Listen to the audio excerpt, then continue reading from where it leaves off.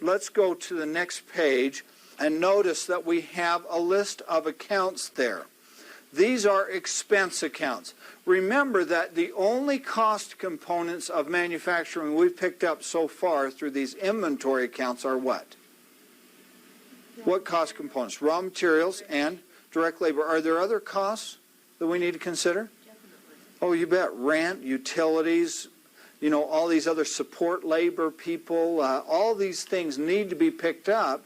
We're not going to include them in the cost of the good, so we've got to pick them up someplace else.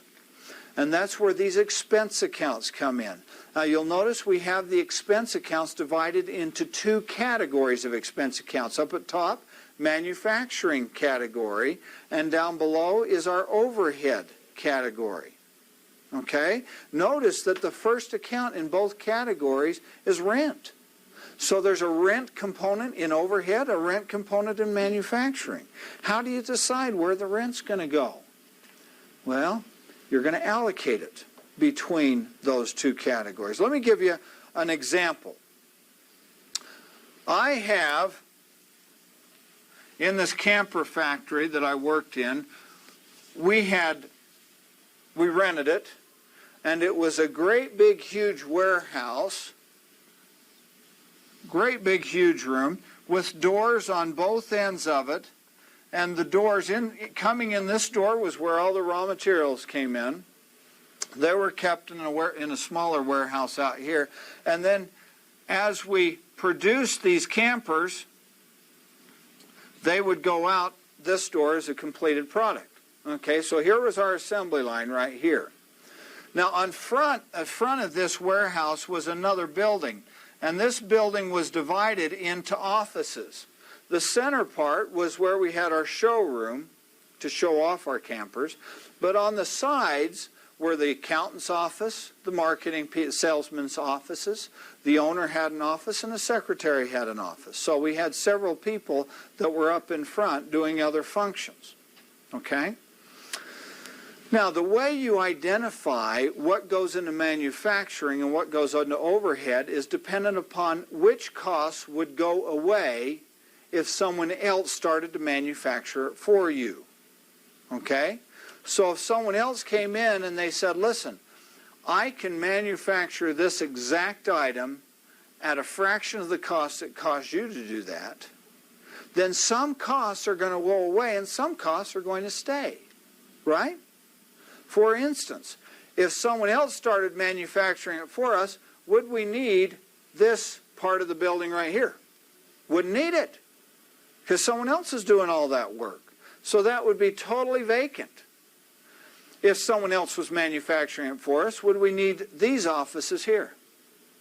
Yes, we would. We'd still need an accountant. The owner would still need an office. The secretary would need an office. We'd have marketing people. So those costs are overhead costs.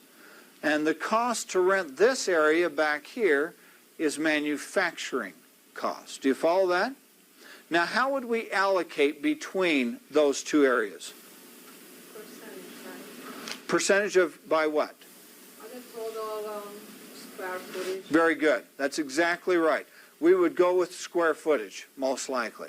So if 80% of the square footage was here and 20% down here, then we would take that rent check and we would divide it 80-20, right? 80% goes to which account? Manufacturing rent. Manufacturing rent. And the other 20% would go to overhead rent. Okay? What about utilities? How would we divide the utility bill out? We could do it on square footage. That would be one way to do it. Or maybe something in this case that's more accurate, meaning this case here, is we had to operate all of our equipment. We had these huge compressors. Okay? And I don't know if you're familiar with what a compressor is, but it just gobbles up the electricity like crazy. Okay?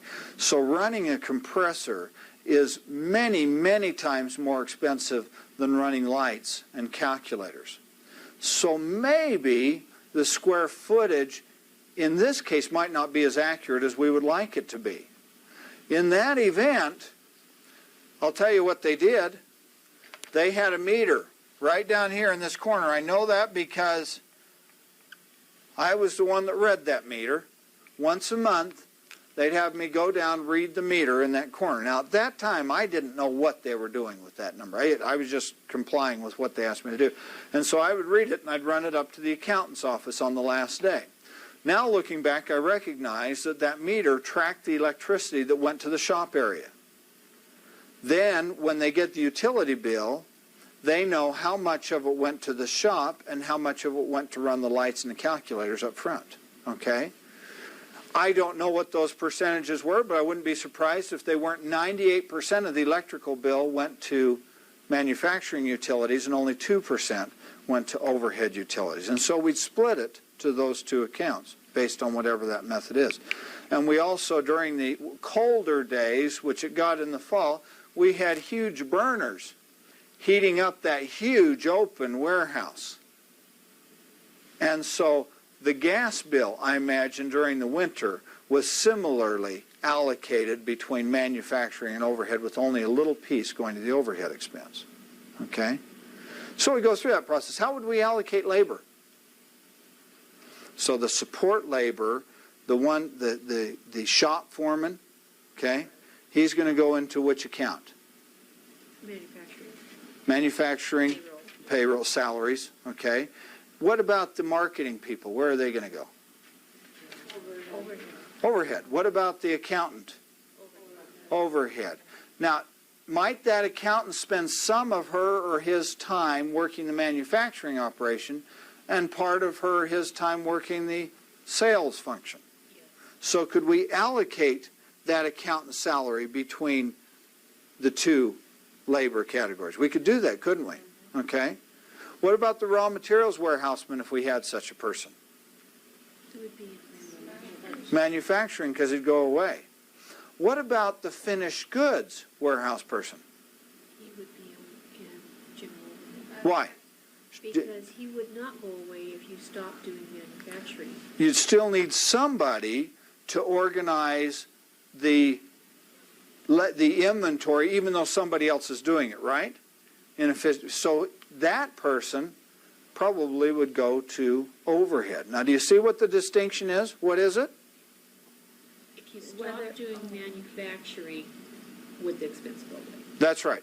If you stopped, if someone else started doing the manufacturing for you and you just bought the finished product, if that item would go away, that cost would go away, then it is a manufacturing expense. If that cost would remain, regardless of whether you're manufacturing or not, it is an overhead expense. Do you follow that? Okay.